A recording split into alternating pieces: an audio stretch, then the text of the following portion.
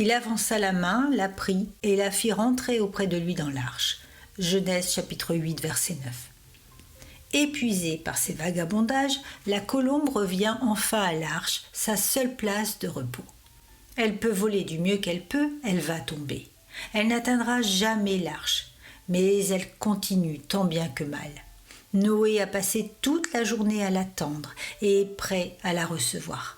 Elle a juste assez de force pour atteindre le bord de l'arche.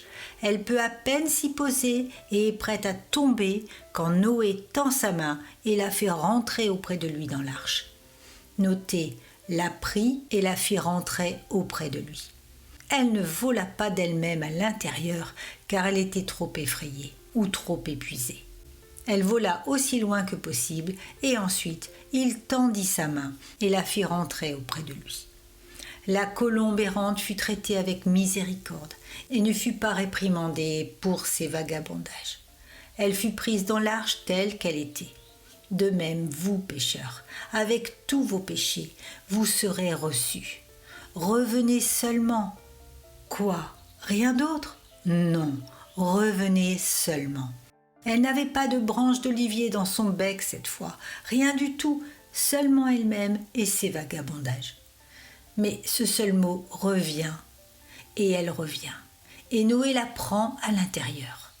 Volez, vous qui vagabondez, volez, vous qui faiblissez, colombe que vous êtes, bien que vous pensiez être comme le corbeau noir à cause de la boue de vos péchés. Revenez, revenez au Seigneur. Chaque moment perdu à attendre ne fait qu'aggraver votre misère. Vos tentatives pour vous rendre acceptable aux yeux de Jésus ne sont que vanité.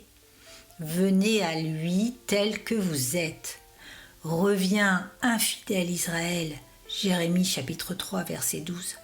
Il ne dit pas « Reviens, repentante Israël », bien qu'il y ait sans aucun doute une telle invitation.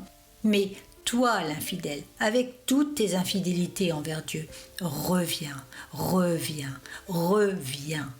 Jésus t'attend. Il te tendra la main et te fera rentrer auprès de lui, la vraie place pour ton cœur.